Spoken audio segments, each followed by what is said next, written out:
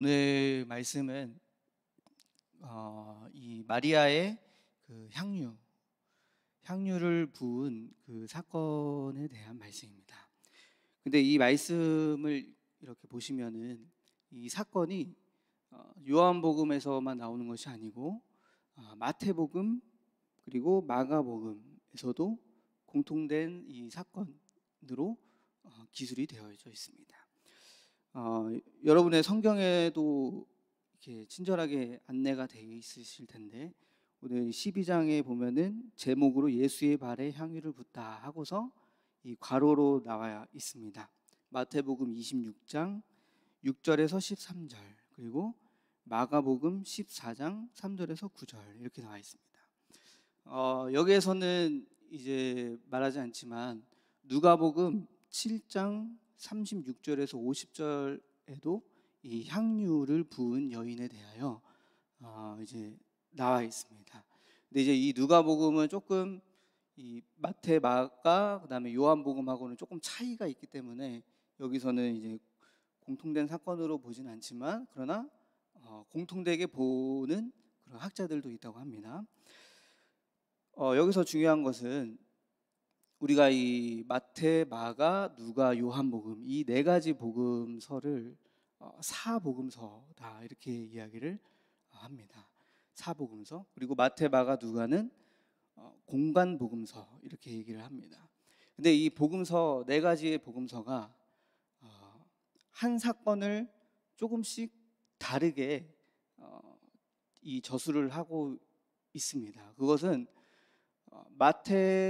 이 마태복음을 쓴 마태, 그리고 마가복음을 쓴 마가, 그리고 누가복음을 쓴 누가, 그리고 요한복음을 쓴 요한, 이 저자들이 각자 이 하나의 사건을 두고 강조하는 그 내용이 조금씩 차이가 있고, 그리고 마태가 이 처한 공동체의 상황 그리고 영적 상태에 대해서 그 누구보다 마태 스스로가 잘 알고 있기 때문에 이 마태는 그 마태 공동체, 마태복음을 들어야 할 그 대상들이 어떻게 이 사건을 잘 이해할 수 있을지를 고민하고서 강조되는 그 내용을 조금씩 다르게 씁니다. 근데 이 마태와 마가는 오늘 이 한 사건이 조금 공통된 부분들이 많이 겹치고 있는데, 근데 이제 이 요한복음은 조금 이제 다릅니다. 비슷하지만 마태복음과 마가복음과 좀 비슷하지만 좀 많이 다르고, 그리고 누가복음은 조금 더 그 내용이 조금 더 첨부된 내용들이 많이 있습니다. 그러면 이제 우리가 이렇게 한 사건이 다르게 기술된 이 성경을 볼 때 혼란스러울 수 있겠습니다. 그러나 우리가 거기서 혼란을 얻는 것이 아니고 이 저자가 어떤 내용을 강조하고 싶었는지 이거를 찾고, 그리고 지금 내가 전해야 할 이 메시지를 전해야 할 그 대상의 영적 상태를 보면서 마태의 내용이 조금 더 이 사람에게 맞겠다 하면 마태복음의 내용을 전하면 되고, 요한복음의 내용이 좀 더 이 대상에게 메시지가 좀 더 잘 전달될 수 있겠다 하면 요한복음의 이 메시지를 들고서 전달을 하면 되는 겁니다. 그러면은 저희는 오늘 이제 요한복음이니까 이 요한복음에서 강조하는 이 내용들을 우리가 조금 더 찾아서 함께 보시면 되겠습니다. 이 요한복음에서는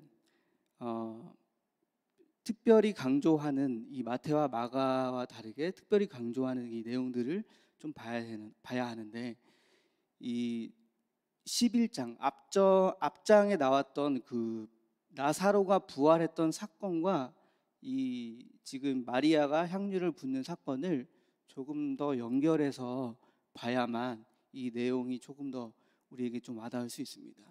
여러분들이 그 요한복음 처음에 큐티로 이제 들어갈 때 강해를 해드릴 때 요한의 저자인 요한이 그 강조했던 그 내용에 대해서 말씀을 드렸습니다.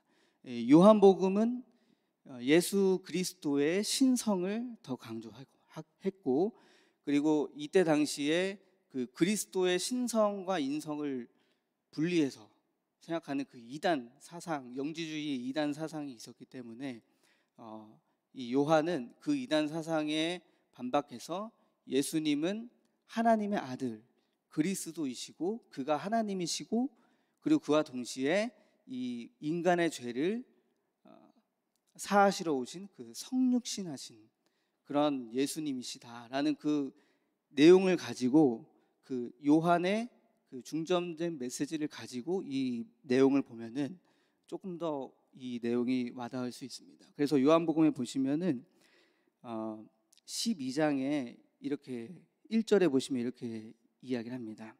6월절 엿새 전에 예수께서 베다니에 이르시니 이곳은 예수께서 죽은 자 가운데서 살리신 나사로가 있는 곳이라 이렇게 이야기를 합니다. 다른 마태복음과 마가복음에서는 같은 베다니 그 베다니 지역은 나오지만 그러나 이 예수님이 여기서 이 잔치집에 들어가시는데 이 잔치집의 그 집의 주인에 대해서 이야기합니다. 그 베다니에 있는 나병 환자 시몬, 그 시몬 베드로가 아니고 나병 환자 시몬의 집에 이제 들어가시게 되는 그 집에 대한 그 장소를 이야기하시는데 요한은 여기서 베다니에 있는 베다니로 예수님께서 가셨고 그 베다니는 죽은 자 가운데서 살리신 나사로가 있는 곳이다 라고 강조를 합니다. 죽은 자 가운데서 살리셨다. 여러분 그 죽은 자 가운데서 살릴 수 있는 능력이 있는 분이 누구십니까? 인간이면 할 수 없는 그 부활의 능력을 가지신 분이 바로 하나님이십니다. 그 예수님이 바로 하나님의 아들이시고 그리스도시며 메시아시고 구원자라는 사실을 여기서 한 번 더 이제 강조하고 있는 내용입니다. 그래서 이 의도적으로 죽은 자 가운데서 살리신 나사로가 있는 곳이다 이렇게 이야기하면서 예수님이 하나님이시고 하나님의 아들이시고 이 그리스도시다라는 그 메시지를 다시 한번 이렇게 전하고 있는 것입니다.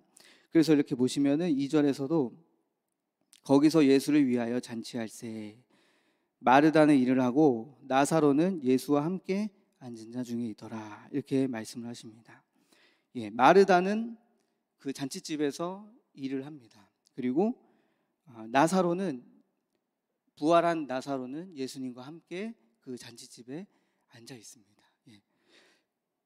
그런 지금 그 상황 속에서 이제 오늘 본문의 주인공이 나옵니다. 그 마리아가 이제 나와서 3절에 지극히 비싼 향유 곧 순전한 나드 한 근을 가져다가 예수의 발에 붓고 자기 머리털로 그의 발을 닦으니 향유 냄새가 집에 가득하더라 이렇게 말씀을 합니다.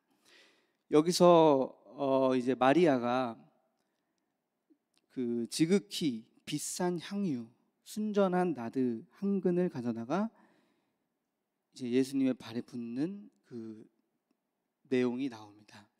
여기서 이 향유의 값을 치면 5절에서 이렇게 가룟 유다가 말을 합니다. 향유를 어찌해서 300데나리온에 팔아서 가난한 자들에게 나눠주지 않았느냐.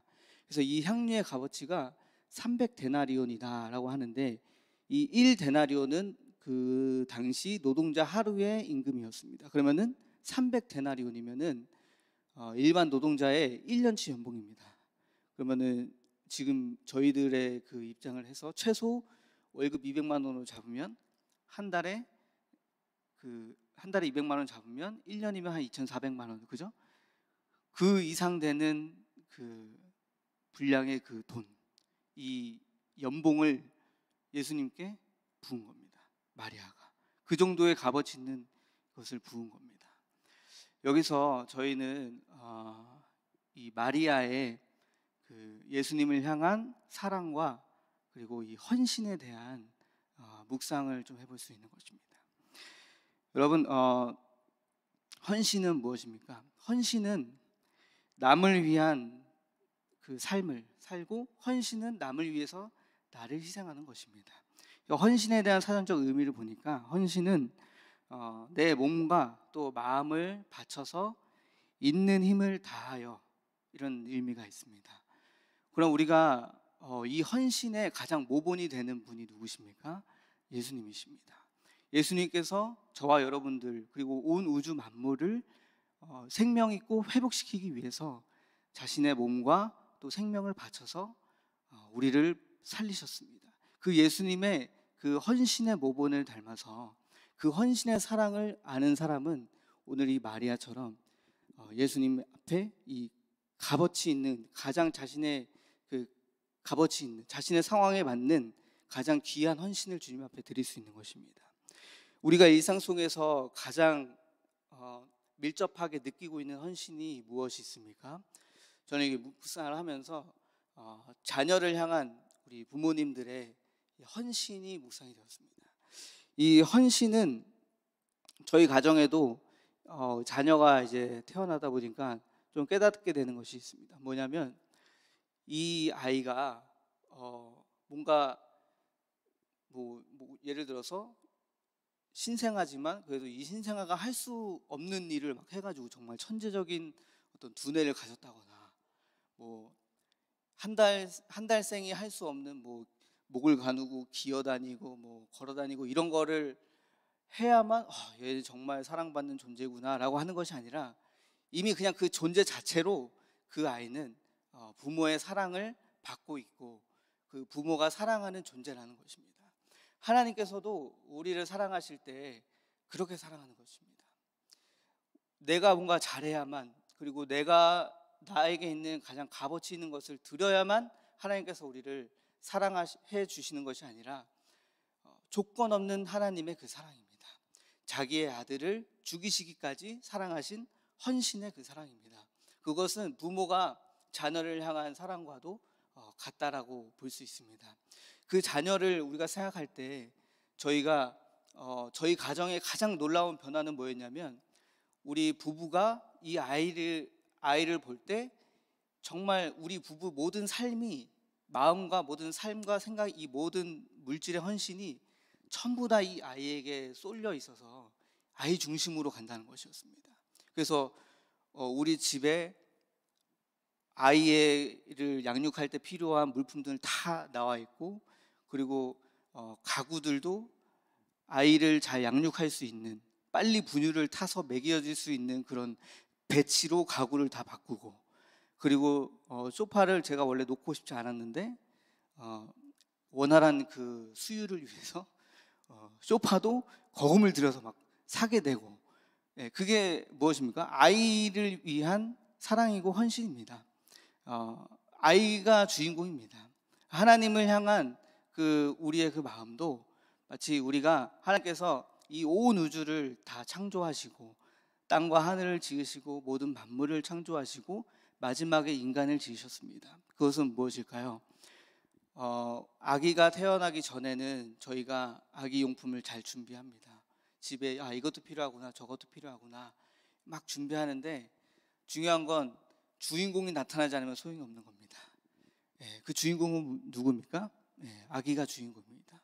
이 온 우주를 하나님께서 우주 만물을 창조하시는데 마지막에 주인공인 인간을 창조하시고 이 땅에 생육하고 번성하고 다스려라 이런 축복 가운데 하나님께서 우리를 사랑으로 두셨습니다. 이 사랑의 헌신이 우리가 받았기 때문에 먼저 받았기 때문에 오늘 이 마리아도 이렇게 하나님 앞에 예수님 앞에 자신의 가장 귀한 헌신을 드릴 수 있었던 것입니다. 저는 이렇게 묵상을 하면서 생각했던 것이 이 헌신과 사랑은 먼저 받지 않고는 될 수 없다라는 것을 깨닫습니다. 먼저 받아야 합니다. 먼저 그 하나님의 사랑을 받아야 하고 은혜를 받은 자만이 그 은혜의 빛을 알고 이 헌신의 삶을 살 수 있는 것입니다. 부모님의 사랑을 알고 부모님의 은혜를 아는 자녀가 다시 부모님의 그 은혜를 위해서 뭔가 부모님께 헌신하고 돌려주고 이 사랑을 표현하고 할 때 우리는 그 자녀를 철이 들었다고 합니다. 그런 것처럼 어릴 때는 그저 받기만을 원하고 그것도 물론 사랑하는 자녀이지만 그러나 좀 더 성숙한 그 사랑의 모습은 그 은혜를 알고 그 사랑을 알고 헌신할 수 있는, 그 부모에게 헌신할 수 있는 그 사랑이 조금 더 성숙한 그 성인의 사랑입니다. 제가 결혼해서 자녀를 낳았는데 아직까지도 부모님에게 돈 달라고 찡찡대면은 그건 조금 미성숙한 모습이겠죠. 그러나 이제 그러지 않고 우리 자녀들이 모여서 함께 이제 부모님의 생신 때는 뭘 해드릴까 이렇게 고민하고 또 이렇게 같이 의논하면서 이렇게 할 수 있는 거, 그것이 은혜를 알기 때문에 은혜를 아는 자가, 사랑을 아는 자가 그렇게 헌신으로 보일 수 있는 것입니다. 그래서 오늘 이 마리아의 헌신은 이렇게 은혜를 알았기 때문에, 어떤 은혜였습니까? 자기 오라버니 나사로를 죽은 자 가운데서 살리신 그 예수님의 사랑, 그리고 불쌍히 여기신, 긍휼히 여기신 그 은혜의 사랑을 알았기 때문에 오늘 마리아의 헌신이 이렇게 빛날 수 있었던 것입니다. 그런데 이런 과정 가운데서 반응이 다르게 나온 제자가 있었습니다. 이 가룟 유다는 그 마리아의 헌신을 비평했습니다. 비난했습니다. 보시면 4절에 보시면은 제자 중 하나로서 예수를 잡아줄 가룟 유다가 말하되, 5절에 이 향유를 어찌하여 300데나리오에 팔아서 가난한 자들에게 주지 아니하였느냐. 6절에 이렇게 말함은 가난한 자들을 생각함이 아니요 그는 도둑이라 동계를 막고 거기 넣는 것을 훔쳐가미러라. 가룟 유다는 어떻게 보면은 가장 세상적으로 합리적이고 옳은 판단이라고 우리가 또 생각을 할 수 있습니다. 이런 그 좋은 그런 값비싼 향유가 있다면 이거를 선한 일에 더 쓸 수 있지 않느냐, 많은 사람들을, 가난한 자들에게 좀 더 도울 수 있는 헌신이 이게 더 값진 거 아니냐라고 이제 가룟 유다는 이야기합니다. 여러분 어떻게 생각하십니까? 저는 이 말씀 묵상하면서 예수님께서 이 마리아의 헌신에 대해서 이런 관점을 생각하신 것 같습니다. 그래서 예수님께서 7절에서 이렇게 말씀하십니다. 마리아를, 그를 가만두어 나의 장례할 날을 위하여 그것을 간직하게 하라. 마리아의 헌신은 나의 장례를 위한, 나를 위한, 예수님을 위한 그 헌신이었다. 그러니 그에게 책망하지 마라, 가만히 있어라. 그리고 8절에서 이제 말씀을 하십니다. 가난한 자들은 항상 너희와 함께 있거니와 그러나 나는 항상 너희와 함께 있지 않는다. 이렇게 말씀을 하십니다. 저는 여기서 말씀을 묵상하면서 이 말씀이 뭘까 고민을 하다가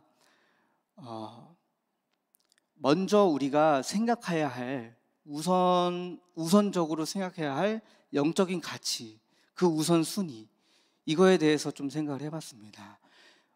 우리는 복음이 없는 헌신은 의미가 없습니다. 우리가 헌신을 하는 이유는 예수님께서 그리스도라는 것을 메시아라고, 또 구원자, 우리의 모든 그 삶과 생명을 회복시키실 그 예수님이 진정한 그리스도이시다, 구원자이시다 라고 하는 그 복음 전파를 위한 헌신이 되어야지 그 헌신이 의미가 있는 것입니다. 그러나 그 복음을 빼고 그냥 행위뿐인 헌신은 의미가 없는 것입니다.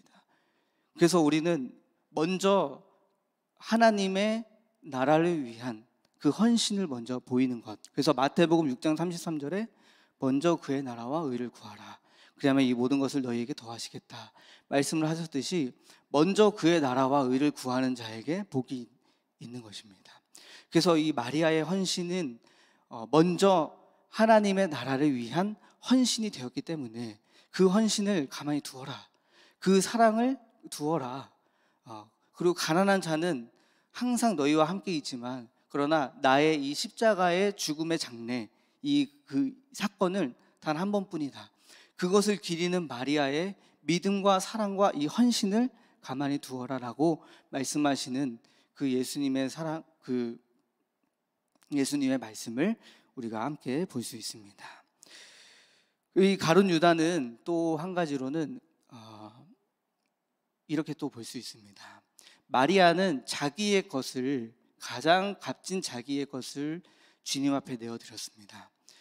그래서 우리도 이렇게 마리아처럼 우리의 상황에 맞는 가장 값진 물질도 될 수 있고, 그리고 우리의 재능과 은사일 수도 있습니다. 그리고 우리의 사업일 수도 있습니다.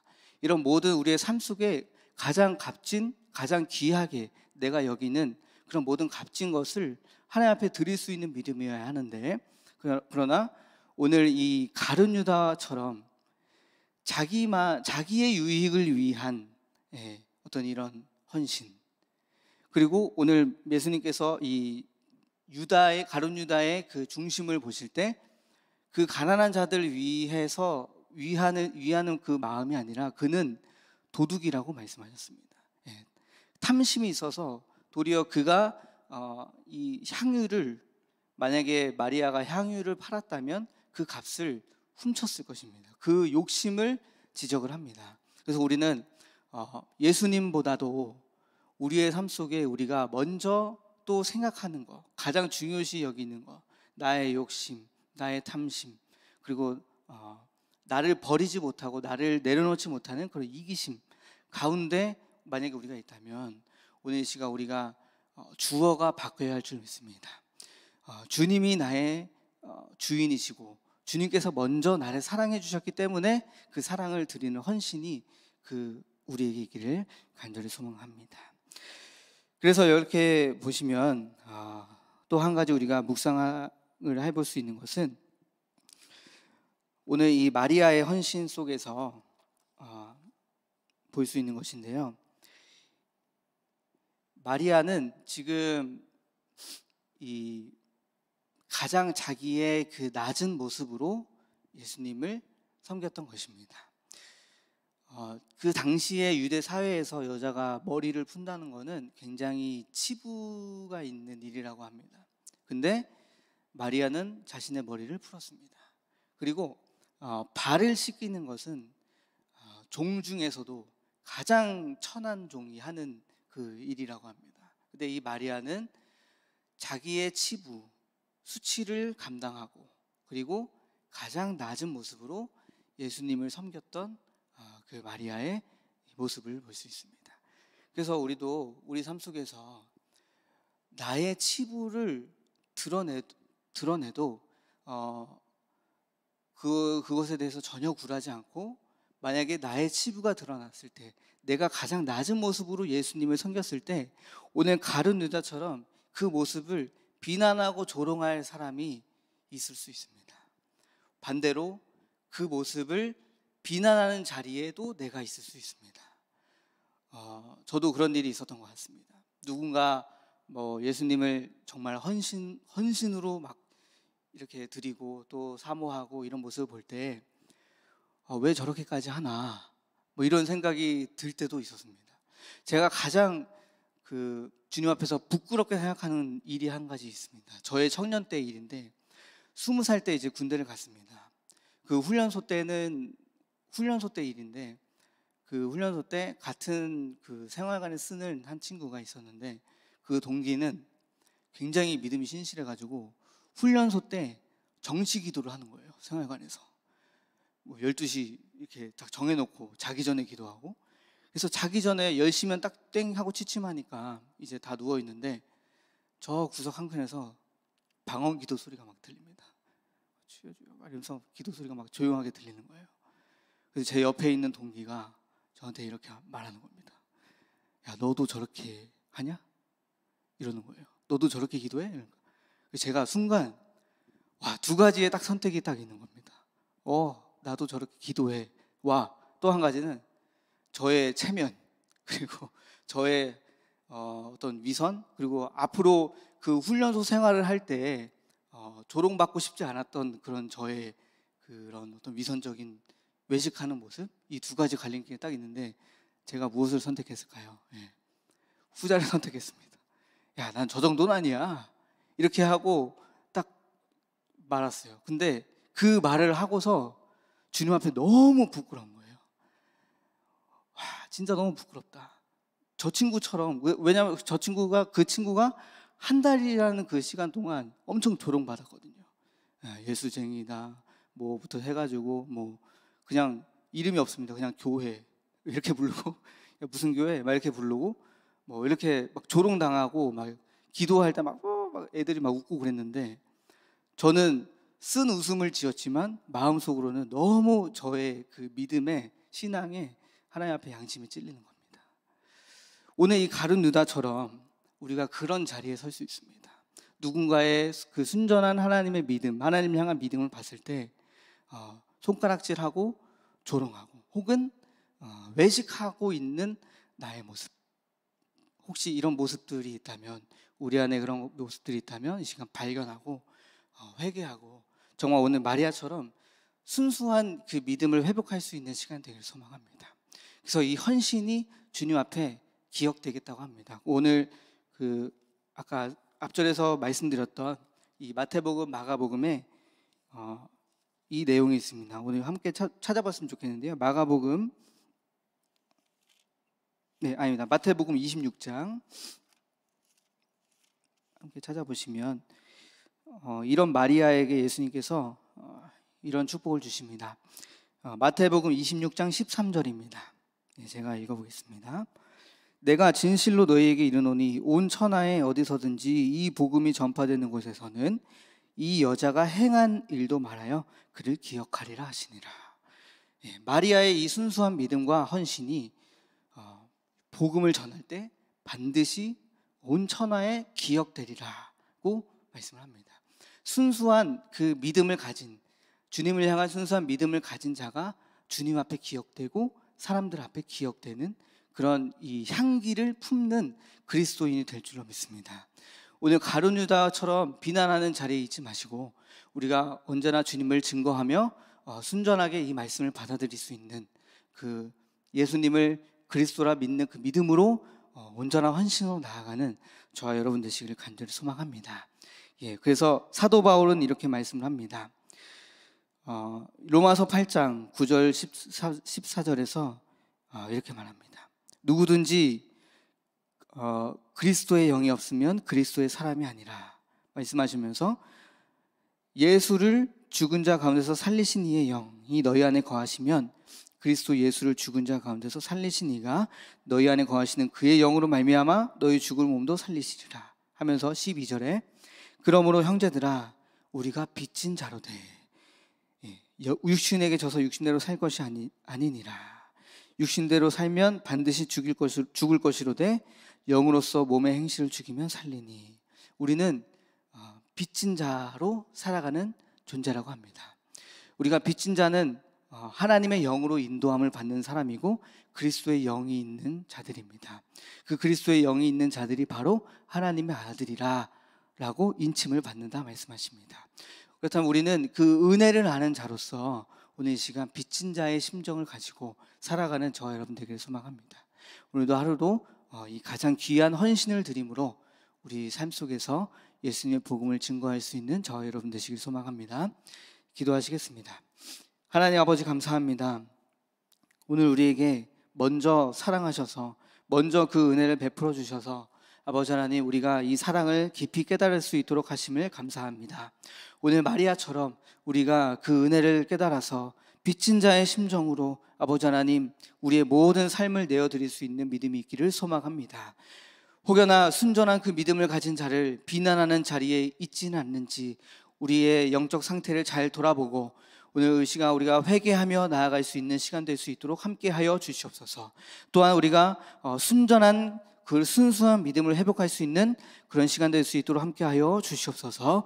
감사드리며 예수님의 이름으로 기도드립니다. 아멘.